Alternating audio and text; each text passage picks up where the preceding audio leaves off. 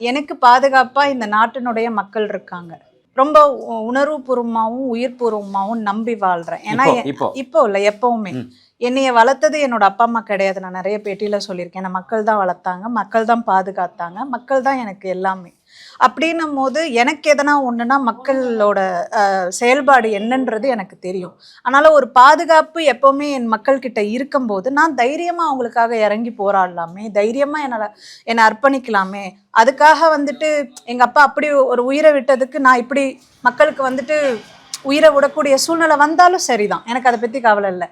ஆனால் ஒரு இடத்துல ஒரு எதிரியவோ துரோகியோ சந்திக்கிறோம், ஏதாவது ஒரு சூழ்நிலையில நம்ம ஆயுதம் தூக்க வேண்டிய சூழ்நிலை, அந்த மாதிரியான சூழ்நிலை வந்தது அப்படின்னா அப்ப அதை பார்த்துக்கலாம்.